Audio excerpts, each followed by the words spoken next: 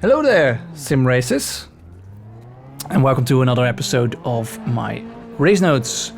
Today, part 2 of driving lines. Different track, different car. I'm driving with the 458, the Ferrari 458, the road car, on the Vallelunga track. Someone requested a road car on this track, so here you are.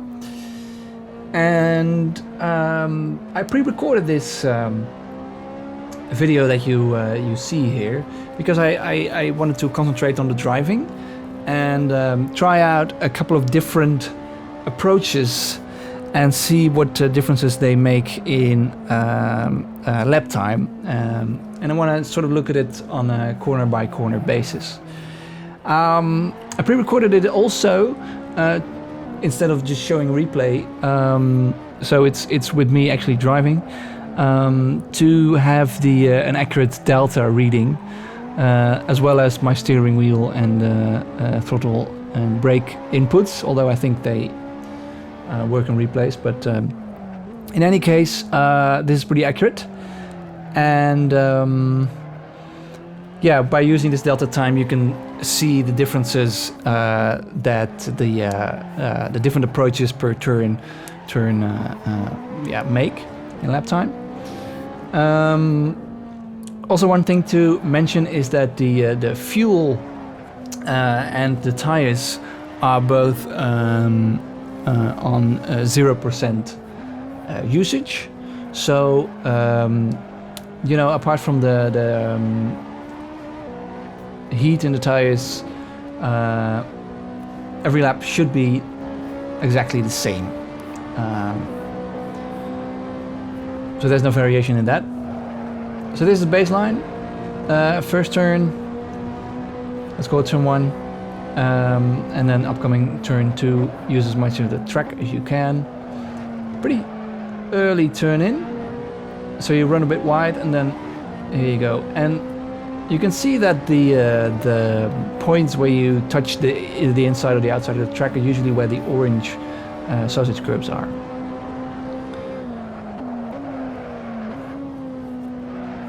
On the edge of the track, pretty early turn in, let it roll a little bit, and then get back to the inside of the track. So you let it roll a bit to the outside to get a more straight exit. So this is a bit wide, it's still alright.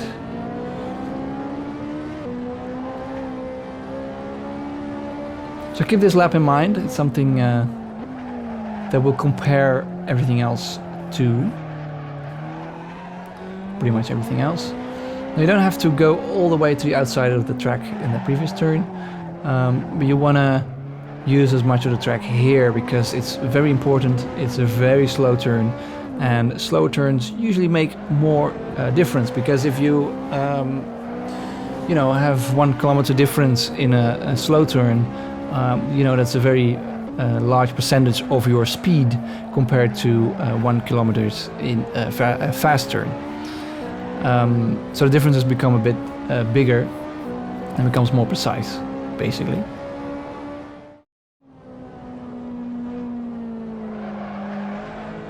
So that was a baseline lap of 44.288, and this lap is one of the examples of taking a bit of a different approach. So the other approach was a way that I could do, you know, a lap time that I could set pretty consistently. So I'm going pretty wide here. And you'll notice it way more on the next turn. It's a bit more obvious, and let's focus mostly on these hairpins. I mean, turn 1 is pretty interesting, but or turn 2, but a hairpin like this. So I go very wide, and I was about 2 tenths down, I think, or up, whatever you want to call it. But I'm getting back most of that time, as you can see on the delta right here, even though I went that wide. Let's do the same here. It's very wide, very late apex, and as you can see, I'm getting back most of that time. Not everything, but most of it. And that's because the exit is usually more important than the entry on a corner. And this corner is a bit different from that because the straight is so short. You don't have much time to get that time back, if you know what I mean. And again, this is very important for the exit. And then these turns, I just try to get them right by going very tight on the curbs and using all that track. They're very basic, but because they're a bit off camber, you need to take a very precise approach to them. Again here, try to get that late apex to get as much speed on the straight as possible, which is very important. Bit of throttle control, just try to keep that speed in the car and not, you know, don't run wide because you lose a lot of time. Kind of wide here, but I'm kind of setting it up for this exit, and well, I'm losing a little bit of time there, but hopefully you can get the point. Next turn, a bit more clear again. Very wide on the entry, very wide. So I brake late, that gains me a little bit of time, but then I go very wide. And then, because I have a very straight exit, I get back that time again. This is very similar to the hairpin at the Nürburgring, I think it's the Dunlop, something like that. Where you basically have two apexes. And you can use that in a 180-degree turn most of the time. It depends a bit on, you know, the straight that comes after it, like on this turn. But and I try to exaggerate it a little bit, so I might not, you know, win as much time. But as you can see, it's not so bad. I think I'm losing a little bit of time here because I was sliding and not taking it as tight as I could. Pretty wide entry. I tried to get it tight, and I end up a little bit too wide, so the apex was a bit too early, I feel. But hopefully you can get the point of that early apex, going wide. You'll end up being a bit slower in the middle of the turn, and then you can get out of the corner as straight as possible. This is the next two laps, this lap and the next lap, are when the entry is a bit too tight. It's pretty much the other way around. I have another example of that later on, because I felt that this might not be as clear as possible, as I wanted. Right, so what I'm doing here is I'm letting the car roll into the corner without braking as hard and as straight as I can. And so letting it roll to the apex and then getting on the throttle. And this rolling is something that I see a lot of people do online or in hot laps and videos that I see or whatever. Also in real life, I see it a lot. That people think, you know, I mean, you want that apex, so you want to set up the car right. But by doing so, you're losing so much time on not taking most out of the car on the entry. And you want a bit of squealing tires, especially in a car like this. It's got road tires, so they want to squeal, you know. You want to press them, and this car, of course, has quite a lot of power and not too much grip compared to, you know, a car with proper downforce or slick tires or whatever. So this is also a car where you want to have those sort of pointy lines, as it were, where you have an early apex and then you go a bit wide and then you have a late apex, second apex. And because you want to set up the car as straight as possible, and you know, if you get on the throttle too early or you need to turn too much, then you know, there's just not the space for it. And you want to make use of all that power because it's the strength of the car, obviously. If you compare that to a very slow, you know, maybe the car that I previously looked at, the Formula Abarth, which has much more grip, and doesn't have as much power as this car. So you can drive a bit rounder lines, as it were, with having, you know, only one apex or something like that in a turn like that.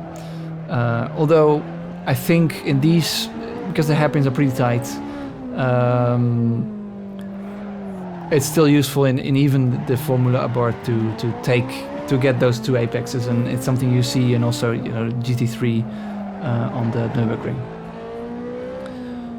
So yeah, I didn't look too much at the early apexes, since there will be a better example. But again, you know, talking about the rolling, you can tell here I have to wait and wait and wait until I get on the throttle, and I you know, I want to ask the most from the car as in any given moment, basically. I mean, you know, it's hard to do on a straight and you don't really want it there, but you know, when you're entering a turn, when you're in the middle of a turn, when you're exiting it, you want to ask most of the car when you're on a fast lap anyway.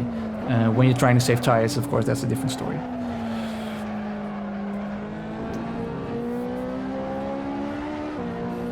I think this lap looks at not taking full advantage of the track. So as you can see here, there's a meter to the left of the car. So I'm not using all the track that I can.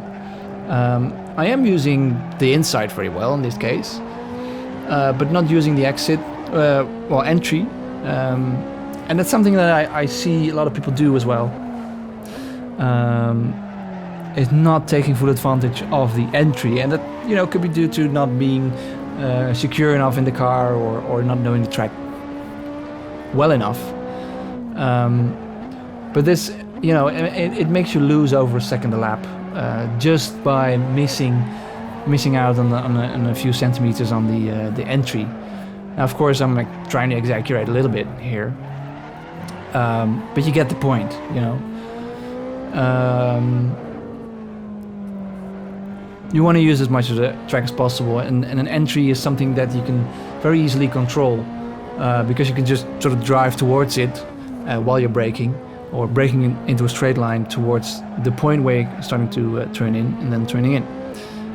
The exit is much more to do with control of the throttle and the steering, and you know, where you are in the middle of the corner, of course.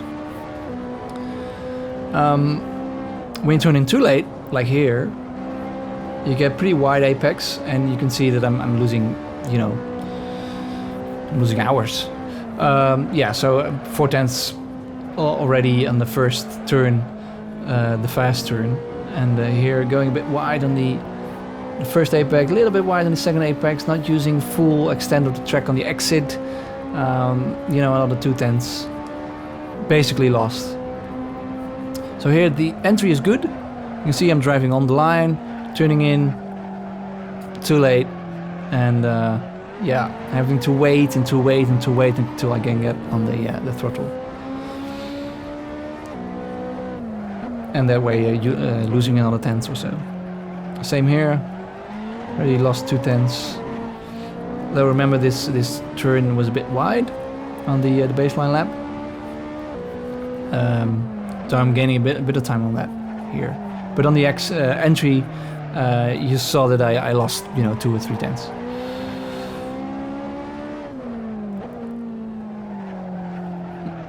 This isn't. Yeah, it's pretty wide. It's not too bad. I get very careful, not using the full inside, and on a turn like this, I mean, you know, look at the time. Very wide. And again, so yeah, going wide is not something you would want to do, and something you can, as I showed before, by taking a wide entry, it's something you can correct by going a bit slower mid-turn. So this is a bit of a faster lap, although the first turn is pretty messed up, losing 2/10. Waiting a little bit, trying to squeal the tires and trying to get most of it, and so I got back about 1/10 of a second. This is something that, you know, I really try to get the maximum, and I go a bit wide on the entry, but I try to hit the apex, and as you can see, you know, the car wasn't in total control, so I lost a little bit of time. Got a bit of oversteer on the exit. Yeah, pretty late apex on the orange curb, pretty much aimed towards, you know, having your apex there, and as you can see, you know, I got back that time that I went. That was, you know, that I lost by going wide on the baseline lap. So this is also a bit better, and a much better exit than on the baseline lap. And again, try to take this as tight as possible. It's very tricky because you're trying to balance the car, and the car just doesn't really want to turn in because it's off camber. You don't have as much grip as you'd like. As opposed to a corner like this where it's, you know, the corner is cambered, so you can go a bit wide and you can, you know, use that track.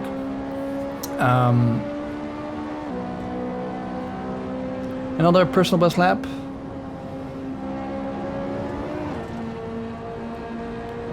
It's a bit better on the first turn, although still lost a bit of time, and you can see, you know, I tried to take too much curb and I was a bit too careful on the exit, and here I try to get the exit right, and it's sort of good, but it's not perfect. Driving all the way to the outer edge of the track, and then turn in, try to hit that apex. I went a little bit too fast, and then the second apex, and trying to keep the car as straight as possible, and again, I want some time. Probably gain some time, more time here, since I was wide on the baseline lap. Oh, that's right. Now it's comparing to the. I'm sorry, I'm confused. It's comparing to the previous lap.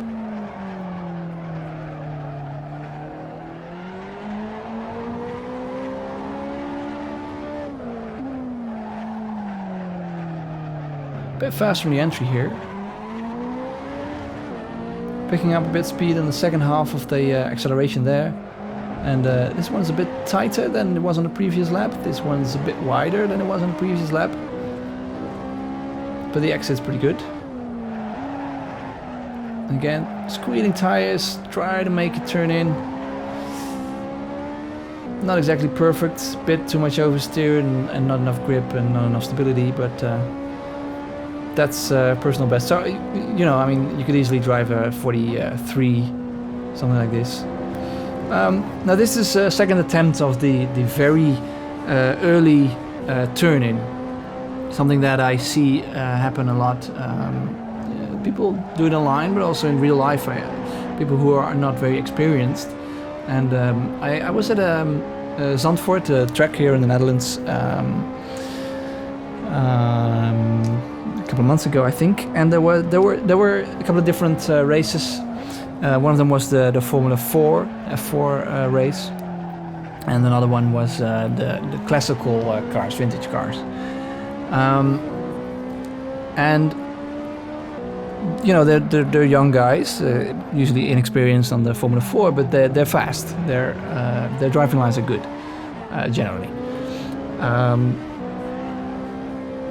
When I compared that to the vintage cars, it's very interesting because the vintage cars, they were turning in so early, and they was having to wait until they get on the throttle. And you know, they're cars like this, they don't have much grip. They have a lot of power, you know.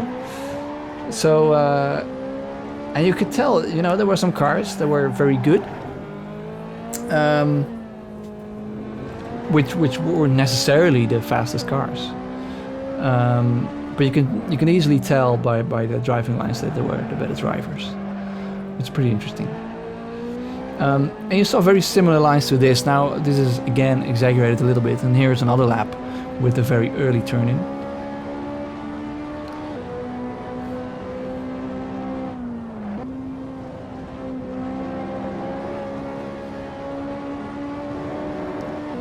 And yeah, how do you know when you do that? Well, it's something you just have to test and to try, and you know, a lot of trial and error. you can see I go a bit wide there. I have to slow down more than I would like, and then I can try to, you know, get a good exit.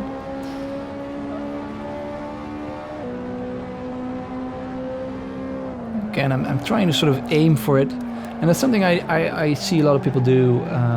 It might be, you know, insecurity on the brakes or with the car, or maybe not knowing the track too well. Sort of doubting when to turn in, and usually people turn in too early, which is really interesting.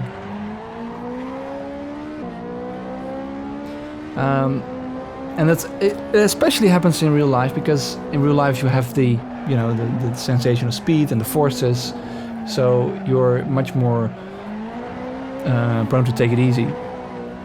While in a sim you're prone to, you know, take too much speed into a turn, go wide, stuff like that. But I see it happen, especially with people who really try to learn a track, maybe after making all the mistakes of going too wide, or trying to get to know a car. And, you know, looking at this, maybe you'd say, you know, it's pretty obvious, but yeah, maybe you're not aware of it, and try to, you know, try to compare a replay of yourself with the faster driver, and see what the differences are in those lines. You know, take a look at those three moments in the turn, the entry, where are you on the track, where do you brake, all that stuff, and when you turn in, of course. And then you have the where is your apex? What kind of speed are you carrying? Are there two apexes, or one is a late apex, early apex, and you know, where is your car pointing at that point of the turn? And then there's the exit. You know, use as much of it as possible. Some cars you need to go as straight as possible, like this car, and some cars, you know, you can use a more rounder way of driving the lines, more rounded off driving line, as it were. So yeah, this is an outlap.